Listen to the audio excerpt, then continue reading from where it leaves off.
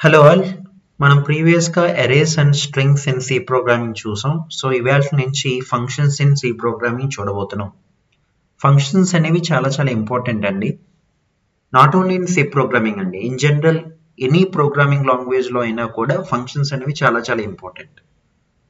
Before we dive in అంటే functions అంటే ఏంటి, what are the different types of functions, ఎలా కోడ్ చేయాలి, ఈ డీటెయిల్స్ తెలుసుకునే ముందు అసలు ఒక సినారియోని మీకు ఎక్స్ప్లెయిన్ చేద్దామని అనుకుంటున్నాను. ఆ సినారియో బట్టి మీకు ఫంక్షన్స్ అంటే ఏంటో మీకు ఒక క్లారిటీ వస్తుంది. So let's get started. For example, ఒక సోషల్ మీడియా ప్లాట్ఫామ్ని తయారు చేద్దామని ఒక 5 స్టూడెంట్స్ అనుకున్నారు. లెటస్ సే ఆ సోషల్ మీడియా ప్లాట్ఫామ్ పేరు ఏంటంటే ఇన్స్టా బుక్. అందులో కొన్ని ఫీచర్స్ ఉన్నాయి, లైక్ లాగిన్, అప్లోడింగ్ ఏ ఫోటో, లైకింగ్ ఏ పోస్ట్, లేకపోతే ఒరిజినల్గా పోస్ట్ చేయడం, లేకపోతే కామెంట్ చేయడం, follow, user, messaging, notifications, explore, etcetera etcetera. ఇవన్నీ కూడా ఫీచర్స్ అనేవి ఉన్నాయి. ఇవన్నీ కూడా మీరు కంబైన్ చేసి ఒక సోషల్ మీడియా ప్లాట్ఫామ్ అయిన ఇన్స్టా బుక్ని మీరు తయారు చేద్దాం అని అనుకోండి. లైక్ ఆ పర్టికులర్ 5 స్టూడెంట్స్ తయారు చేద్దాం అని అనుకుంటున్నారు. కాకపోతే ఇప్పుడు ఏం చేసామంటే, మీకు ఫంక్షన్స్ అనే టాపిక్ లేకపోతే మెయిన్ ఫంక్షన్లోనే మొత్తం కోడ్ అంతా రాసేస్తారు. లైక్ ఇక్కడ చూడండి, సి ప్రోగ్రామింగ్ అనుకోండి, ఇంట్ మెయిన్లో లాగిన్ కోడ్ రాసేస్తారు, అలాగే అప్లోడ్ ఫోటో కోడ్ రాసేస్తారు, లైక్ పోస్ట్ కోడ్ రాసేస్తారు, కామెంట్ కోడ్ రాసేస్తారు. అలాగే ప్రతి ఫీచర్ కోడ్ మెయిన్ ఫంక్షన్లోనే రాసేస్తే అప్పుడు ఏమవుతుంది, కోడ్ అనేది చాలా పెద్దగా అయిపోతుంది. వితౌట్ ఫంక్షన్స్ చేస్తే అదొక డిజాస్టర్లా ఆ ప్రాజెక్ట్ అనేది మిగిలిపోతుంది. Imagine the whole team rights everything inside. ప్రతి ఒక్కరు ఆ 5గురు కూడా వాళ్ళు అలా రాసుకుంటూ వెళ్ళిపోతే అప్పుడు ఏమవుతుందండి, మెయిన్ ఫంక్షన్ అనేది చాలా పెరిగిపోతూ వెళ్ళిపోతుంది. ఓకేనా? సో దీన్ని బట్టి చాలా డ్రాబ్యాక్స్ ఉన్నాయి. ఆ డ్రాబ్యాక్స్ ఏంటనేది మనం 1 by 1 చూద్దాం. ఆ డ్రాబ్యాక్స్ మనం డిజాస్టర్స్ అందాం. ఫస్ట్ డిజాస్టర్ వచ్చేసి chaos. Everyone over rights each others code. అంటే ఒక పర్టికులర్ కోడ్ని 2 or 3 మెంబర్స్ ఆ కోడ్ని మళ్ళీ రాసే ఛాన్స్ ఉంటుంది. ఎందుకంటే మీరు డివైడ్ చేయలేదు, సో మీకు ఆ పర్టికులర్ స్కోప్ అనేది లేదు అక్కడ. సో అప్పుడు ఏమవుతుంది, కేయాస్ అంటే ఒక గందరగోళం పరిస్థితి ఏర్పడుతుంది. Next, there is no team work. ఒకళ్ళు రైట్ చేస్తేనే ఇంకొకరు దాన్ని మెయిన్ ఫంక్షన్లో ఒకళ్ళు డెవలప్ చేస్తేనే ఇంకొకరు డెవలప్ చేయాలని అనుకుంటారు. దాన్ని బట్టి ఏమవుతుంది, నోబడీ క్యాన్ వర్క్ ఇండిపెండెంట్లీ. అంటే ఒకేసారి 5గురు పనిచేసే సినారియో అక్కడ లేదు. పర్టికులర్ స్టూడెంట్ ఏ కనుక ఒక కోడ్ రాసి వాడి ఇంప్లిమెంటేషన్ అయిపోతేనే అప్పుడు స్టూడెంట్ బి అనేవాడు ఆ ఇంప్లిమెంటేషన్ని కంటిన్యూ చేస్తాడు. ఒకవేళ ఆ స్టూడెంట్ ఏ అనేవాడు కొంచెం ఎక్కువ టైం తీసుకుంటే దీన్ని బట్టి ఏమవుతుంది, మీకు టైం అనేది చాలా కిల్ అయిపోతుంది. So there is no team work. Ultimately it will lead to time management failure. Okay. And no reusability. ఒకవేళ ప్రతి ఫీచర్కి ఒక లాగిన్ అనేది అవసరం అయితే, లైక్ కామెంటింగ్కి మీరు లాగిన్ చేయాలనుకుంటే, లేకపోతే షేరింగ్ కూడా మీరు ఫస్ట్ లాగిన్ అయితేనే షేర్ చేయాలి. ఇలాంటి లాగిన్ కోడ్ని మీరు 20 times రిపీట్ చేయాలి అని అనుకుంటున్నారు అనుకోండి, దెర్ ఇస్ ఎ ఛాన్స్ కదా. ఇప్పుడు మీరు కామెంట్ చేయాలంటే you should login first, then only you are able to comment that post. అప్పుడు ఏం చేయాలి, కామెంట్ ఎవరైతే ప్రోగ్రామ్ చేస్తున్నారో, అంటే కామెంట్కి సంబంధించిన ఎవరైతే కోడ్ రాస్తున్నారో వాళ్ళు లాగిన్ కోడ్ని కూడా వాళ్ళు యూజ్ చేసుకోవాల్సి ఉంటుంది.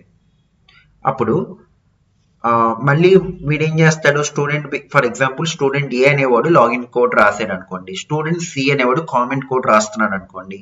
అప్పుడు ఈ స్టూడెంట్ సి అనేవాడు ఏం చేస్తాడు, ఆ కోడ్ని మొత్తం అంతా కాపీ చేస్తాడు ఇక్కడికి కామెంట్ కోడ్లోకి. దాన్ని బట్టి ఏమవుతుంది, మీ లెంత్ ఆఫ్ ది కోడ్ అనేది చాలా చాలా పెరిగిపోతుంది. సో దాన్ని బట్టి ఏమవుతుందంటే రీయూజబిలిటీ ఉండదు. అంటే కోడ్ ఒకసారి రాసింది మళ్ళీ యూజ్ చేసుకుంటున్నాడు కానీ మొత్తం అంతా కాపీ పేస్ట్ చేస్తున్నాడు. దానివల్ల మనం ఏం చెప్పగలుగుతున్నాం అంటే రీయూజబిలిటీ అనేది ఉండదు, ప్రోగ్రామ్ లెంత్ అనేది పెరిగిపోతుంది, యూజువల్గా డెవలప్మెంట్ టైం కూడా చాలా ఎక్కువ పట్టే అవకాశం ఉంది, డెఫినెట్గా పడుతుంది. డీబగ్గింగ్ డీబగ్గింగ్ అనేది ఒక పెద్ద పీడకల. లైక్ ఐ సెడ్, ఒకవేళ ఈ కామెంట్ కోడ్లో కనుక ఒకవేళ తప్పు ఉంటే, కామెంట్ చేసేటప్పుడు లాగిన్లో ఏమైనా తప్పు ఉంటే ఈ లాగిన్ కోడ్ కరెక్ట్ చేస్తే సరిపోదు. మళ్ళీ పైకి వెళ్ళి మళ్ళీ ఎవరైతే లాగిన్ కోడ్ని యూజ్ చేసుకుంటున్నారో ఆ ప్రతి ఒక్కరు కూడా లాగిన్ కోడ్ కాపీ చేసుకుంటాడు కదా. ఫర్ ఎగ్జాంపుల్, షేర్ చేసినప్పుడు లాగిన్ అవసరం అని మీరు అనుకున్నారు అనుకోండి, షేర్ చేసేటప్పుడు లాగిన్ కోడ్ని మళ్ళీ కాపీ చేస్తాడు. యూజువల్గా లాగిన్ కోడ్లో ఏదో ఎర్రర్ ఉంది అని అనుకోండి ఫర్ ఎగ్జాంపుల్. అప్పుడు ఏం చేయాలి, మీరు లాగిన్ కోడ్ని ఒక్కటే మీరు కరెక్ట్ చేస్తే సరిపోదు. ఎందుకు సరిపోదు అంటే ఇక్కడ మీరు ఫంక్షన్స్ కింద డివైడ్ చేయలేదు, మొత్తం అంతా కోడ్ అంతా మెయిన్ ఫంక్షన్లో రాసేసారు. అప్పుడు ఎవరైతే లాగిన్ కోడ్ యూజ్ చేసుకుంటున్నారో ప్రతి ఒక్కరి దగ్గరికి వెళ్ళి అక్కడంతా సెర్చ్ చేసి అప్పుడు ఆ లాగిన్ కోడ్ని ఫిక్స్ చేసుకోవాలి. దీన్ని బట్టి డీబగ్గింగ్ కూడా చాలా చాలా టైం పడేస్తుంది. ఓకేనా. ఒకవేళ ఏదైనా కొత్త ఫీచర్ యాడ్ చేయాలన్నా కూడా మీరు ఒకసారి మెసేజింగ్ని ఇంకో కొత్త ఫీచర్ యాడ్ చేసుకుంటే ఒకవేళ దీనివల్ల లాగిన్ ఏమైనా తప్పు జరిగితే లాగిన్ అనే కోడ్ని ఎఫెక్ట్ అయిపోతుంది. ఒకవేళ స్టోరీస్ అనే ఏదైనా యాడ్ చేయాలనుకోండి, దీనివల్ల ఎక్స్ప్లోర్ అనే ఒక ఫంక్షన్ బ్రేక్ అయిపోయే ఛాన్స్ ఉంది. బికాజ్ ఇండిపెండెన్స్ వల్ల, అంటే డిపెండెన్సీస్ వల్ల ఈ రెండు బ్రేక్ అయిపోయే ఛాన్స్ ఉంది. సో దీనివల్ల ఏమవుతుందంటే ఫంక్షన్స్ లేకుండా ఓన్లీ మెయిన్ ఫంక్షన్లో కనుక మీరు ఎలా కోడ్ రాసేస్తే, లైక్ ఐ సెడ్ ఇక్కడ ఒక ఇమేజ్ అయితే చూపించాను కదా, ఇలా పెద్ద కోడ్ అనేది రాసేస్తే మీకు రీయూజబిలిటీ ఉండదు. ఓకేనా. అంటే ఒకసారి రాసిన కోడ్ని మళ్ళీ ఇంకోసారి యూజ్ చేసుకోలేరు, మళ్ళీ కాపీ పేస్ట్ చేసుకోవాలి, మళ్ళీ ఆ కోడ్ అనేది మళ్ళీ రాస్తూ ఉండాలి. దీన్ని బట్టి కోడ్ లెంత్ అనేది పెరిగిపోతుంది అండ్ తద్వారా మీకు మెమరీ అనేది వేస్ట్ అవుతుంది అండ్ టైం అనేది చాలా ఎక్కువ పట్టేస్తుంది. సో ఇన్ని డిజాస్టర్స్ అనేది మీరు ఫంక్షన్స్ లేకపోతే మీరు ఫేస్ చేయవలసి ఉంటుంది. ఒకవేళ ఫంక్షన్స్ వల్ల మనకి ఎలాంటి బెనిఫిట్ వస్తుందో నేను నెక్స్ట్ స్లైడ్లో మీకు వివరిస్తాను. With functions it will be super clean and professional. How, దాన్ని మనం ఎక్స్ప్లెయిన్ చేసుకుందాం. Now imagine we design Instabook the correct way. ఒక కరెక్ట్ వేలో కనుక మనం డిజైన్ చేసుకుంటే ఎలా ఉంటుంది అనేది మనం చెప్తున్నాం. ఇప్పుడు ఈ పర్టికులర్ వర్క్ని చిన్న చిన్న మాడ్యూల్స్ కింద మనం డివైడ్ చేస్తాం. చెప్పారు కదండి మన పెద్దలు ఏం చెప్పారు, డివైడ్ అండ్ రూల్, విభజించు పాలించు అనే ఒక వర్డ్ని చాలా ఎక్కువగా, అంటే ఒక పెద్ద టాస్క్ని you have to divide into smaller parts and then you should work independently. So we split work into functions or modules. ఇప్పుడు ఏమవుతుందంటే మనం వర్క్ని సెగ్రిగేట్ చేస్తున్నాం. ఇప్పుడు టీమ్ లీడ్ ఉంటాడండి. ఒక ఫర్ ఎగ్జాంపుల్ ఏదైనా సాఫ్ట్వేర్ మేనేజ్మెంట్లో మీరు ఫర్దర్గా మీకు ఏమైనా కంపెనీలో కనుక ప్లేస్ అయితే సాఫ్ట్వేర్ మేనేజర్ ఉంటాడు, టీమ్ లీడ్ ఉంటాడు. ఈ టీమ్ లీడ్ ఏం చేస్తాడంటే వర్క్ని అసైన్ చేస్తాడు. ఈ పర్టికులర్ ఎంప్లాయీ ఈ పర్టికులర్ కోడ్ మీద వర్క్ చేయండి, ఈ పర్టికులర్ ఎంప్లాయీ ఈ పర్టికులర్ కోడ్ మీద వర్క్ చేయండి అని సెగ్రిగేట్ చేస్తాడు. అప్పుడు ఏమవుతుంది, ప్యారలల్గా మీకు డెవలప్మెంట్ అనేది జరుగుతూ ఉంటుంది. అదే ఇప్పుడు మనం చేసేది. ఇప్పుడు ఈ టీమ్ మెంబర్స్ అన్నిటిని కూడా మనం ఒక్కొక్క పర్సన్కి ఒక్కొక్క టాస్క్ ఇచ్చేసాం అనుకోండి. లైక్ లాగిన్ ఫీచర్, ఒక ఫీచర్ ఏంటి, లాగిన్ ఫీచర్ స్టూడెంట్ ఏకి ఇచ్చేద్దాం. ఆ ఫంక్షన్ ఎలా ఉంటుంది, ఆ స్పెసిఫిక్ టాస్క్ ఎలా ఉంటుంది, లాగిన్ యూజర్ అనే ఫంక్షన్ కింద ఉంటుంది. అప్పుడు లాగిన్ యూజర్లోనే వాడు కోడ్ అనేది రాస్తాడు. అప్లోడ్ ఫోటో, స్టూడెంట్ బి అనేవాడికి మనం అసైన్ చేసాం. వాడి యొక్క ఫంక్షన్ ఈ విధంగా ఉంటుంది, అప్లోడ్ ఫోటో అని. లైక్ అనే ఒక కోడ్ స్టూడెంట్ సి అనేవాడు రాశాడు అనుకోండి, లైక్ పోస్ట్ అనే ఒక ఫంక్షన్ని వాడికి అసైన్ చేసేస్తాం అనమాట. ఈ విధంగా ప్రతి ఒక్క ఫీచర్ని స్టూడెంట్స్కి అసైన్ చేస్తాం అనుకోండి, వాళ్ళు ఇండిపెండెంట్గా వర్క్ చేయగలుగుతారు. తద్వారా మీకు రిసోర్సెస్ అనేవి మంచిగా యూస్ చేసుకుంటాం. మీకు టైం అనేది కూడా చాలా తగ్గుతుంది అన్నమాట. అంటే డెవలప్మెంట్ టైం అనేది చాలా చాలా చాలా తగ్గిపోతుంది. మీరు ఫాస్ట్గా ఒక సాఫ్ట్వేర్ని డెలివర్ చేయగలుగుతారు. ఒకవేళ మెయిన్ అనేది ఇప్పుడు ఆ ఫంక్షన్స్ కాన్సెప్ట్ వల్ల మెయిన్ అనేది చాలా అద్భుతంగా కనిపిస్తుంది. Now the main becomes super small and beautiful. So login user code ఈ విధంగా కనిపిస్తుంది, ఎక్స్ప్లోర్ ఫీడ్ ఈ విధంగా కనిపిస్తుంది, అప్లోడ్ ఫోటో ఈ విధంగా కనిపిస్తుంది. లైక్ వైజ్ మీరు ఏవైతే ఫీచర్స్ ఉన్నాయో అవన్నీ కూడా ఫంక్షన్స్ కింద డివైడ్ చేసుకుంటే మీకు కోడ్ అనేది చాలా చాలా అందంగా కనిపిస్తుంది అనమాట. ఇది ఫంక్షన్స్ వల్ల వచ్చే అడ్వాంటేజెస్. ఓకేనా? సో ఇప్పుడు it's time to get in to the theory. So functions అంటే ఏంటో, డెఫినేషన్ ఏంటి, అవి ఎలా వర్క్ అవుతాయి అన్నది మనం ఇప్పుడు చూద్దామండి. బెనిఫిట్స్ ఒకవేళ ఇలా, so I forgot to tell you, ఇలా కనుక మనం మేనేజ్ చేసుకుంటే ఎలాంటి బెనిఫిట్స్ వస్తాయి అన్నది కూడా మనం రాయడం జరిగింది. బెనిఫిట్స్ ఏంటంటే team work becomes possible, each student works on a separate function, no one touches others code, no fights, no overwriting. So దాని అర్థం ఏంటి, లాగిన్ కోడ్ వాడు లాగిన్ కోడ్ మీదే వర్క్ చేస్తూ కూర్చుంటాడు, కామెంట్ కోడ్ వాడు కామెంట్ కోడ్ మీదే work చేస్తూ కూర్చుంటాడు, వీడికి వాడికి సంబంధం ఉండదు. సో దానివల్ల no overwriting, no fights. So దానివల్ల ఏమవుతుంది, టీం వర్క్, ఒకవేళ వాడికి ఏమైనా వీడి కోడ్ కావాల్స్తే వీడి ఫంక్షన్ కాల్ చేసుకుంటాడు, అదేంటో అదేంటి అన్నది మనం ఫర్దర్గా చూద్దాం.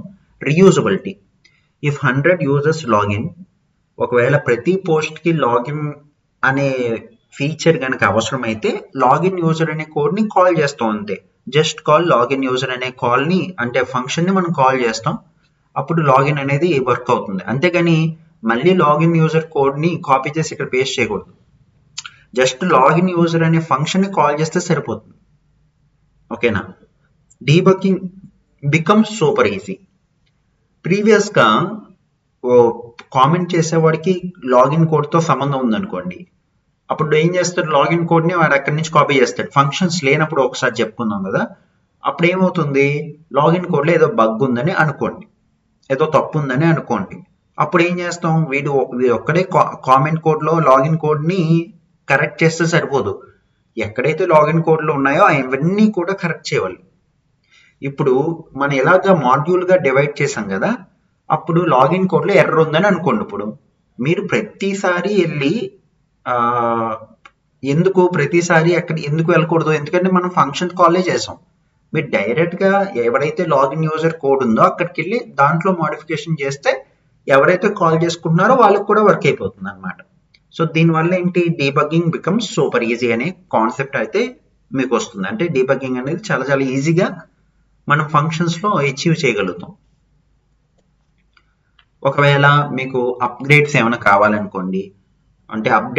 కావాలనుకోండి, డార్క్ మోడ్ని ఎనేబుల్ చేయాలనుకోండి, మీరు ఒక ఫంక్షన్ని అడిషనల్గా సెపరేట్ కోడ్ కింద రాస్తే దాన్ని మీరు ఏ పర్టికులర్, ఫర్ ఎగ్జాంపుల్ ఎక్స్ప్లోర్ని డార్క్ మోడ్లో చూడాలనుకోండి, ఎక్స్ప్లోర్లోకి వెళ్ళి డార్క్ మోడ్ని కాల్ చేసుకుంటాం, అప్పుడు ఎక్స్ప్లోర్ కూడా డార్క్ మోడ్లో కనిపిస్తుంది. ఓకేనా? ఈ విధమైన బెనిఫిట్స్ అన్నీ మీరు ఫంక్షన్స్తో అచీవ్ చేయొచ్చు. ఇప్పుడు థియరీలోకి వెళ్దామండి. Time to get into function. A function is a block of code, అంటే set of statements that performs a specific task. So a function అనేది ఒక బ్లాక్ ఆఫ్ కోడ్ అండి, దాంట్లో కొంచెం కోడ్ అనేది ఉంటుంది. ఆ కోడ్ ఏం చేస్తుంది, ఒక టాస్క్ని పెర్ఫార్మ్ చేస్తుంది. ఆ టాస్క్ ఏంటి అన్నది ఆ పర్టికులర్ డెవలపర్ అనేవాడు దాన్ని రాసే దాన్ని బట్టి ఉంటుంది. ఓకేనా? ఇలా ఫంక్షన్స్ ఏం చేస్తాయంటే పెద్ద పెద్ద ప్రోగ్రామ్స్ని చాలా చిన్న చిన్న మాడ్యూల్స్గా డివైడ్ చేయడం ద్వారా మనం మాడ్యులారిటీ అనే కాన్సెప్ట్ని అచీవ్ చేయొచ్చు. అంటే మనం ప్రీవియస్గా ఇన్స్టా బుక్ అనే దాన్ని ఎక్స్ప్లెయిన్ చేసుకున్నాం కదా, లాగిన్ యూజర్ అని ఒక మాడ్యూల్ని మనం సెపరేట్ చేసాం, కామెంట్ అనే ఒక మాడ్యూల్ని సెపరేట్ చేసాం, అలాగే ఎక్స్ప్లోర్ అనే మాడ్యూల్ని సెపరేట్ చేసాం. ఈ విధంగా మనం సెపరేట్ చేసి మనం కోడింగ్ అనేది డెవలప్ చేయొచ్చు. సో దీన్నే మాడ్యులారిటీ అంటారు. వై ఫంక్షన్స్ అండి, అసలు ఫంక్షన్స్ ఎందుకు కావాలి? As I said earlier, to avoid writing the same code again and again. Functions లేకపోతే ఒకసారి రాసిన కోడ్ని మళ్ళీ మళ్ళీ రాయవలసిన అవసరం ఉంటుంది. ఎప్పుడైతే ఫర్ ఎగ్జాంపుల్ కామెంట్కి లాగిన్ యూజర్ కావాలి, మళ్ళీ లాగిన్ యూజర్ కోడ్ మొత్తం అంతా రాయాలి, షేర్కి కూడా లాగినే కావాలి, మళ్ళీ ఎగ్జాక్ట్గా ఒక లాగిన్ కోడ్ మళ్ళీ రాయాలి ఒకవేళ ఫంక్షన్స్ లేకపోతే. ఒకవేళ మీకు ఫంక్షన్స్ కనుకుంటే ఎక్కడైతే లాగిన్ కోడ్ అవసరం ఉందో ఆ ఫంక్షన్ని కాల్ చేసుకుంటే సరిపోతుంది. దీన్ని ఏమంటారంటే కోడ్ రీయూజబిలిటీ. డోంట్ వరీ, అసలు కాల్ ఏంటి, ఫంక్షన్ కాల్ ఏంటి, ఎందుకు ఈ ఈ పర్టికులర్ డీటెయిల్స్ అన్ని మనం కోడింగ్లో చూద్దాం. Next, to make programs cleaner, modular and easy to maintain. ఇలా గనక మీరు అరేంజ్ చేసుకుంటే కోడ్ అనేది చాలా క్లీన్గా కనిపిస్తుంది. ఓకే, మాడ్యులర్ అంటే ప్రతి దాన్ని కూడా బ్రేక్ ఇంటూ సబ్ పార్ట్స్ చేస్తాం. ప్రతి పార్ట్ కూడా ఒక మాడ్యూల్ అనుకోండి. ఆ మాడ్యూల్లో మీరు డెవలప్ చేయొచ్చు కోడ్. అండ్ ఇలా చేయడం వల్ల మీకు మెయింటెనెన్స్ అనేది ఈజీ అవుతుంది. Maintenance in the sense updates కానీ, లేకపోతే ఏదైనా బగ్ ఉంటే ఆ పర్టికులర్ ఫంక్షన్ని రిమూవ్ చేయడం కానీ, ఇలాంటి వాటిని మెయింటెనెన్స్ అంటారు. ఈ మెయింటెనెన్స్ ఫంక్షన్స్ ద్వారా చాలా ఈజీగా చేయొచ్చు. సో దీనివల్ల మీకు రీడబిలిటీ అనేది పెరుగుతుంది. రీడబిలిటీ అంటే చూస్తే ఆ కోడ్ అనేది చాలా అందంగా కనిపిస్తుంది. So this to increase readability. మనం ఎక్కడ ఏ ఫంక్షన్ ఎక్కడ రాసాం, ఆ ఫంక్షన్ వల్ల యూజ్ ఏంటి, ఆ ఫంక్షన్ వల్ల ఏం చేస్తుంది అనేది మీకు ఈజీగా అర్థం అవుతుంది. దీన్ని ఏమంటారంటే రీడబిలిటీ అంటారు. క్లీనర్ అనేది బ్యూటిఫికేషన్ పర్పస్, రీడబిలిటీ అనేది అండర్స్టాండింగ్ పర్పస్. సో ఈ ఫంక్షన్ ఇది చేస్తుంది, ఈ ఫంక్షన్ ఇది చేస్తుంది, ఈ ఫంక్షన్ పలానా ఫంక్షన్ పలానా పని చేస్తుంది అనేది రీడబిలిటీలోకి వస్తుందండి. సో ఇప్పుడు టైప్స్ ఆఫ్ ఫంక్షన్స్ అండి. సిలో మీకు కొన్ని ఫంక్షన్స్ ఆల్రెడీ మనం యూస్ చేయడం జరిగింది, లైక్ ప్రింట్ఎఫ్. ప్రింట్ఎఫ్ అనే ఫంక్షన్ అనేది, ప్రింట్ఎఫ్ అనేది మీరు కోడ్ రాయలేదు. ప్రింట్ఎఫ్లో కనుక మీరు ఫర్ ఎగ్జాంపుల్ హలోని ఇచ్చారనుకోండి, మీరు ఇన్పుట్ పంపిస్తున్నారు. ఈ ఇన్పుట్ ప్రింట్ఎఫ్కి ఇస్తున్నారు. హలో అనే మెసేజ్ని అవుట్పుట్ స్క్రీన్ మీద ప్రింట్ చెయ్యి అని ప్రింట్ఎఫ్లో ఒక మెసేజ్ పంపిస్తున్నారు. అవునా కదా? ఈ ప్రింట్ఎఫ్ కోడ్ ఎలా వర్క్ అవుతుందని మనకు తెలియదు, ఎందుకంటే ప్రింట్ఎఫ్ ఎవరో రాశారు, అది మనం యూజ్ చేసుకుంటున్నాం. This is called code reusability అండి. ఇందులో మీకు కనిపిస్తున్న ప్రింట్ఎఫ్, స్కాన్ఎఫ్, ఎస్క్యూఆర్టీ, ఎస్టీఆర్ఎల్ఈఎన్ ఇవేమి ఫంక్షన్స్ కూడా మనం రాయలేదు. ఇవన్నీ కూడా సి లాంగ్వేజ్ ఎప్పుడైతే ఇన్స్టాల్ చేసుకున్నామో ఆల్రెడీ సి ప్రోగ్రామింగ్లో ఉన్న ఆల్రెడీ ప్రీ డిఫైన్డ్ ఫంక్షన్స్, అంటే దీన్ని బిల్ట్ ఇన్ ఫంక్షన్స్ అంటారు. సి ప్రోగ్రామింగ్ ఎప్పుడైతే మీరు ఇన్స్టాల్ చేసుకుంటారో అప్పుడు ఈ ఫంక్షన్స్ అనేవి ఆల్రెడీ మీకు వచ్చేసినాయి. ఇవి మీరు యూజ్ చేసుకుని మీరు వాడుకుంటున్నారు కదా, దీన్నే కోడ్ రీయూజబిలిటీ అంటారు. సో ద టైప్స్ ఆఫ్ ఫంక్షన్స్లో మీకు 2 టైప్స్ ఆఫ్ ఫంక్షన్స్ ఉంటాయండి. One is library functions. Library ఫంక్షన్స్కే మనం ప్రీ డిఫైన్ ఫంక్షన్స్ అని కూడా పిలుస్తారు, or in other words built in functions అని కూడా పిలుస్తారు. ఈ ఫంక్షన్స్ అనేవి కూడా మనం రాయలేదు, సి ప్రోగ్రామింగ్లో ఆల్రెడీ ఉన్నవి. అవి మనం యూజ్ చేసుకుంటున్నాం, మన ప్రోగ్రామింగ్ రిక్వైర్మెంట్ బట్టి మనం యూజ్ చేసుకుంటున్నాం. ఓకేనా? ఒకవేళ మీరు కనుక మీ పర్టికులర్ రిక్వైర్మెంట్ కనుక మీరు ఒక ఫంక్షన్ రూపంలో పెట్టాలి అంటే then there comes user defined functions. అంటే మీ ప్రోగ్రామింగ్ రిక్వైర్మెంట్ బట్టి మీరు ఒక ఫంక్షన్ రాసుకోవచ్చు. ఆ ఫంక్షన్స్ని మనం ఏమంటామంటే యూజర్ డిఫైన్డ్ ఫంక్షన్స్. అంటే ఆ యూజర్ డిఫైన్డ్ ఫంక్షన్స్ అనేవి సి ప్రోగ్రామింగ్లో లేవు, కాకపోతే ప్రోగ్రామర్ అనేవాడు రాస్తున్నాడు. ఎందుకు? వాడి యొక్క పర్టికులర్ టాస్క్ని ఆ పర్టికులర్ ఫంక్షన్ ద్వారా అచీవ్ చేస్తున్నాడు అనమాట. అదేంటో మనం నెక్స్ట్ స్లైడ్లో చూద్దాం. User defined functions which are not part of built-in functions. These functions are created by the programmer to perform specific task. Example, add అనే ఫంక్షన్ సి ప్రోగ్రామింగ్లో లేదు. int add ఇది 2 పారామీటర్స్ తీసుకుంటుంది, అంటే 2 వాల్యూస్ తీసుకుంటుంది, int a, int b. ఆ 2 వాల్యూస్ని తీసుకుని return a+b, అంటే a+bని కలిపి ఎవరైతే కాల్ చేశారో, అంటే ఈ ఫంక్షన్ ఎవరైతే పిలిచారో వాళ్ళకి రిటర్న్ ఇస్తుంది, అంటే ఈ వాల్యూని రిటర్న్ ఇస్తుంది అనమాట. So user define functions help develop bigger programs easily and provide modularity. అది ఫంక్షన్స్ యొక్క బ్యూటిఫుల్ పాయింట్. ఎప్పుడైతే ఫంక్షన్స్ వచ్చినాయో పెద్ద పెద్ద ప్రాబ్లమ్స్ని చిన్న చిన్న ప్రాబ్లమ్స్గా డివైడ్ చేసి మనం ఒక సొల్యూషన్ అనేది ఇస్తున్నాం అనమాట. దీన్ని బట్టి మాడ్యులారిటీ అనేది వస్తుంది. నెక్స్ట్, ఫర్ ఎగ్జాంపుల్ ఇక్కడ మనం ఐ డోంట్ నో, నాకు 10కి 20కి మల్టిప్లికేషన్ రాదన్నా. I don't know, I'm very bad with mathematics, I'm very weak in mathematics. So ఇప్పుడు ఏం చేస్తానంటే రాజేష్ సార్కి నేను 10 or 20 వాల్యూస్ పంపిస్తాను. Rajesh sir is very good at mathematics. So అప్పుడు నేను ఏం చేస్తానంటే ఈ మెయిన్ ఫంక్షన్లో 2 వేరియబుల్స్ తీసుకుంటాను, x = 10, y = 20. అంటే ఈ మెమరీ ఏ విధంగా ఉంటుంది, x ఈజ్ ఈక్వల్ టు 10 ఉంటుంది, y ఈజ్ ఈక్వల్ టు 20 ఉంటుంది. సో నాకు తెలియదు కదా 10 20 ఎలా మల్టిప్లై చేయాలో నాకు తెలియదు. నేను రాజేష్ సార్ని కాల్ చేస్తాను. Rajesh sir is very good at multiplication or in general maths అన్ని బావచ్చు. ఇప్పుడు ఏం చేస్తానంటే రాజేష్ సార్ 10 20 అని పంపిస్తాను, ఆయనకి పంపిస్తాను. ఇప్పుడు 10 20 ఈ రెండు నెంబర్స్ని మల్టిప్లై చేసి నాకు ఇవ్వరా అని రాజేష్ సార్ని నేను రిక్వెస్ట్ చేస్తాను. అప్పుడు ఓకే సార్ దాన్నే ఉంది, నేను మీకు మల్టిప్లై చేసి మీకు ఇస్తాను అని రాజేష్ సార్ ఆ రిక్వెస్ట్ని యాక్సెప్ట్ చేస్తారు. ఇప్పుడు రాజేష్ సార్కి నేను ఆ 10 20 పంపిస్తున్నాను. దీన్ని ఏమంటారంటే ఫంక్షన్ కాల్. అంటే రాజేష్ సార్ని పిలిచి పారామీటర్ అంటే ఆర్గ్యుమెంట్స్ని పాస్ చేస్తున్నాను. అంటే 10 20 వాల్యూస్ని రాజేష్ సార్కి కాపీ చేస్తున్నాను. అప్పుడు రాజేష్ సార్ అక్కడ ఆ వాల్యూస్ని తీసుకుంటారు. సో రాజేష్ సార్ దగ్గర వేరియబుల్ ఉండాలి. సో వేరియబుల్స్లో ఏం చేస్తాయి, variable is a container which can store A value. So అక్కడ ఏ కమా బి అని కొన్ని వేరియబుల్స్ తీసుకున్నారు, అందులో ఈ వాల్యూస్ని కాపీ చేసుకున్నారు. ఏలో 10 బిలో 20. ఓకే, ఇక్కడ ఎక్స్ కమా వై అన్నాం, అక్కడ ఏ కమా బి అన్నాం. ఇప్పుడు రాజేష్ సార్ ఫంక్షన్ లోపల ఏం చేసాం అంటే prod is equal to a into b. A into b multiplication చేసి 200 సో 10 20 ఇంటూ చేస్తే ఏమొచ్చింది 200 వచ్చింది. ఆ 200ని రిటర్న్ చేస్తారు. రిటర్న్ అంటే నాకు తిరిగిస్తారు. సో 200 వచ్చింది, ఇదిగోండి తీసుకోండి అని రాజేష్ సార్ నాకు ఇస్తున్నారు. ఇచ్చిన దాన్ని మనం ఎందులో పెట్టుకుంటున్నాం, ఆర్ఈఎస్ అనే వేరియబుల్లో పెట్టుకుంటున్నాం. సో ఇక్కడ ఆర్ఈఎస్లో ఎంత వస్తుందండి 200 వస్తుంది. అప్పుడు ఆ 200 నేను ప్రింట్ చేసుకుంటున్నాను. ఓకేనా. సో ఈ విధంగా ఫంక్షన్ కాల్ అనేది వర్క్ అవుతుంది. సో ఈ కోడ్ని మనం డెవ్సిపిపిలో రాద్దాం. అండ్ నాకు సబ్ట్రాక్షన్ కూడా రాదు. సో సబ్ట్రాక్షన్కి ఎంఎన్ రావు సార్ బాగా పర్ఫామ్ చేస్తారు. అందుకని నేను ఎంఎన్ రావు సార్ని రిక్వెస్ట్ చేస్తున్నాను. సో ఆయన కూడా పాపం మా రిక్వెస్ట్ని యాక్సెప్ట్ చేసి ఇప్పుడు x comma y values same 10 20నే మనం పంపిస్తున్నాం.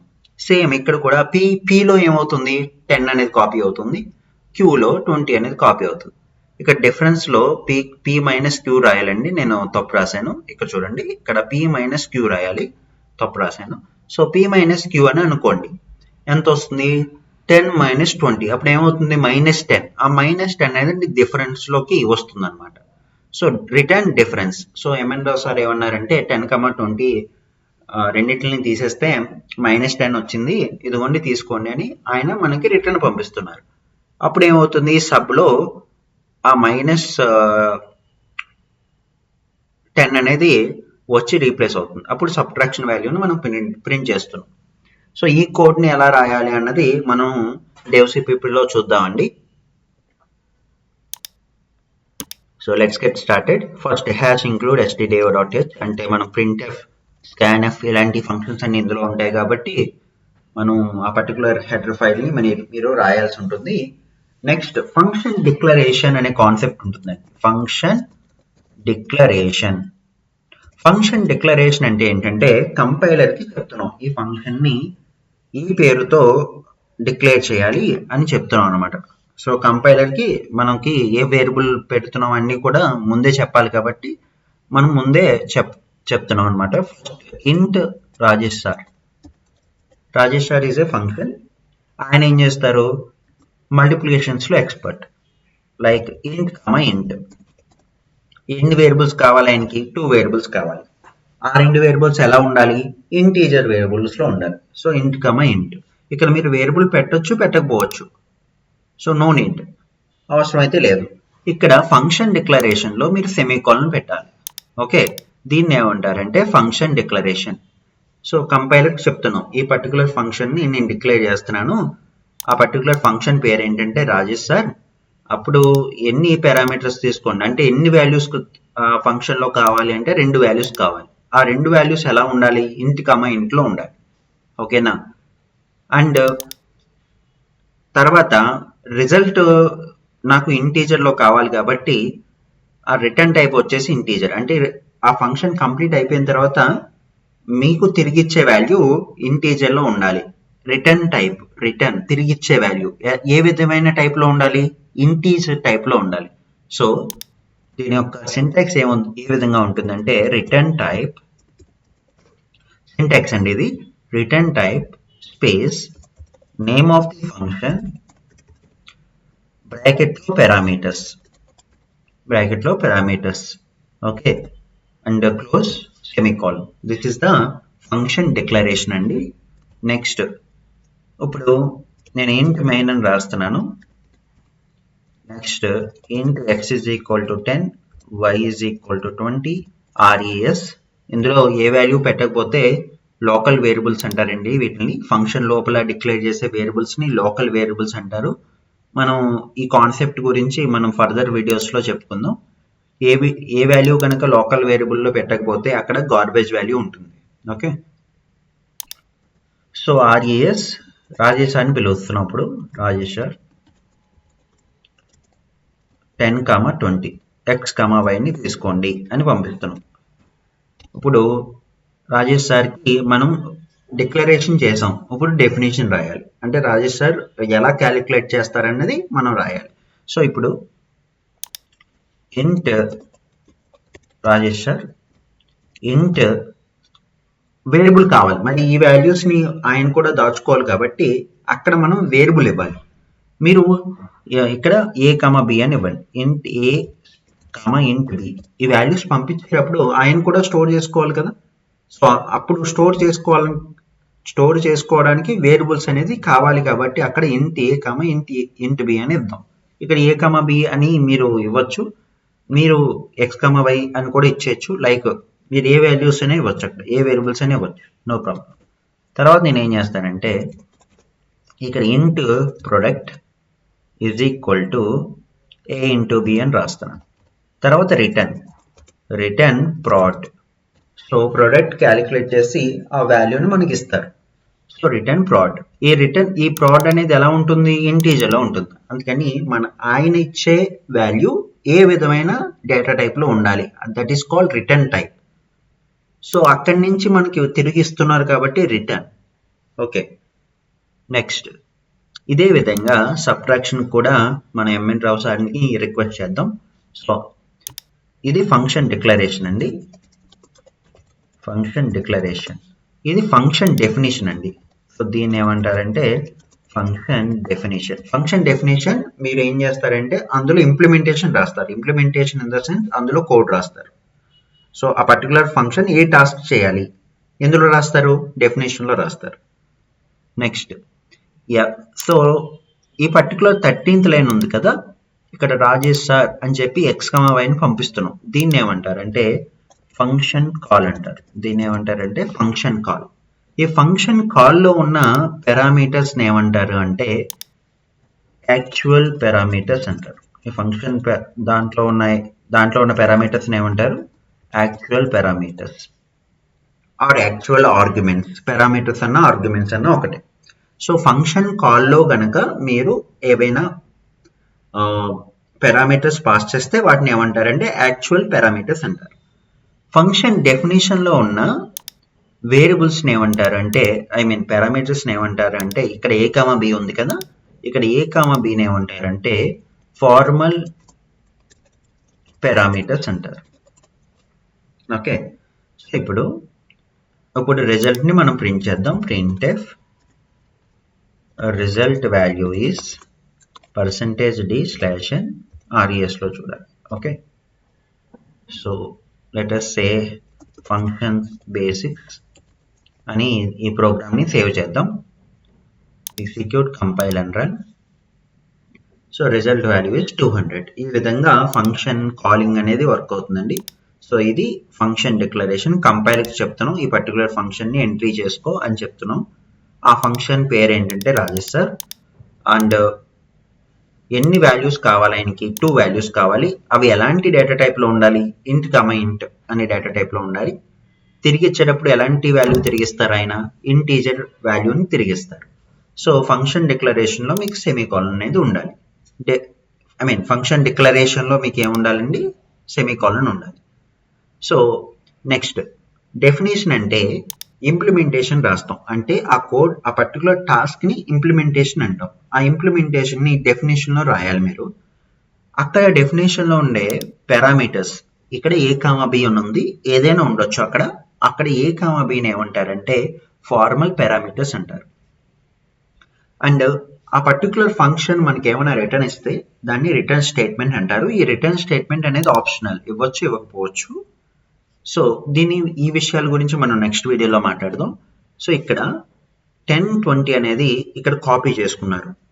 ఏలో 10, బిలో 20, ఆ రెండింటిని ఇంటూ చేశారు, 200 వచ్చింది. ఆ 200ని రిటర్న్ చేసాం. రిటర్న్ చేసినప్పుడు ఇక్కడ ఈ పర్టికులర్ దాంట్లో 200 అనేది ప్లేస్ అవుతుంది. ఈ పర్టికులర్ హైలైటెడ్ టెక్స్ట్లో 200 అనేది అక్కడ వచ్చి కూర్చుంటుంది అన్నమాట. ఆ 200 మనం RESలో వేసుకుంటున్నాం. అక్కడ నెక్స్ట్ లైన్లో RES వాల్యూని ప్రింట్ చేస్తున్నాం. ఇక్కడ ఏమొచ్చింది, 200 అనేది వచ్చింది. అలాంటి వేలోనే మనం ఏం చేస్తున్నాం, సబ్ట్రాక్షన్ కూడా రాసుకోవచ్చు. ఇంట్ సబ్ అని ఒక వేరియబుల్ అయితే తీసుకుందాం. Sub is equal to mn Rao sir. ఇప్పుడు ఏం చేస్తున్నాం, x, yని పంపిస్తున్నాం. పంపించినప్పుడు ఇప్పుడు మనం కంపైలర్ చెప్పాలి ఈ ఎంట్రీని యాడ్ చేస్తున్నాం అని చెప్పాలి. ఇంట్ mn రావు సార్. ఈయనకి కూడా 2 వేరియబుల్స్ కావాలి, ఇంట్, సెమికోలన్. దీన్ని ఏమంటారంటే ఫంక్షన్ డిక్లరేషన్ అంటారు. సో ఇప్పుడు mn రావు సార్కి ఫంక్షన్ ఇంప్లిమెంటేషన్ అయితే మనం రాయాలి. సో ఇప్పుడు int mn Rao sir. So int p, q. మీ ఇష్టం అండి. ఇక్కడ p, q అని కాకపోతే మీరు ఏదైనా ఏ వేరియబుల్ అయినా పెట్టుకోవచ్చు, నో ఇష్యూ. ఇక్కడ p, qని ఏమంటారు, ఫార్మల్ పారామీటర్స్ అంటారు. ఎందుకంటే ఫంక్షన్ డెఫినేషన్ లో కనుక మీరు ఆ వేరియబుల్స్ పెట్టుకుంటే దాన్ని ఏమంటారు, ఫార్మల్ పారామీటర్స్ అంటారు. ఇక్కడ ఇంట్ డిఫ్ అని చెప్పి p మైనస్ q. ఇక్కడ 10 ఏమో p లో కాపీ అవుతాయి, 20 ఏమో q లో కాపీ అవుతాయి. 10 మైనస్ 20 ఎంత, -10. ఆ -10ని ఆయన రిటర్న్ ఇస్తారు మనకి. మనం థ్యాంక్ యూ చెప్తాం. ఓకే, సో తర్వాత printf. సో -10 అనేది ఈ పర్టికులర్ ప్లేస్ లో వచ్చి రీప్లేస్ అవుతుంది. ఆ తద్వారా -10 అనేది సబ్ లోకి వచ్చి ప్లేస్ అవుతుందండి. Next printf sub value is %d/n sub. So -10. Okay, so ఒకసారి ఎగ్జిక్యూట్ అయితే చేద్దాం. సో ఈ విధంగా ఫంక్షన్స్ అనేవి వర్క్ అవుతాయండి. మనం ఈ పర్టికులర్ వీడియోలో ఫంక్షన్ అంటే ఏంటి, అడ్వాంటేజెస్ ఆఫ్ ఫంక్షన్ చూసాం. అలాగే కొన్ని రియల్ టైమ్ సినారియోస్ కూడా మనం ఎక్స్ప్లెయిన్ చేసుకోవడం జరిగింది. ఫంక్షన్స్లో టైప్స్ ఏంటి అంటే బిల్ట్ ఇన్ ఫంక్షన్స్కి ఇంకో పేరేంటి, ప్రీ డిఫైన్ ఫంక్షన్స్, ఇంకో పేరేంటి, లైబ్రరీ ఫంక్షన్స్. ఈ మూడు కూడా ఒకటే కాంటెక్స్ట్ అండి, అంటే ఒకటే మీనింగ్. నెక్స్ట్ వచ్చేసి యూజర్ డిఫైన్ ఫంక్షన్. ఎలాగ మనం యూజర్ డిఫైన్ ఫంక్షన్ ని క్రియేట్ చేయాలి అనేది కూడా మనం ప్రాక్టికల్ గా చూసాం. So that's it for this video. I will see you in my next video. Thank you.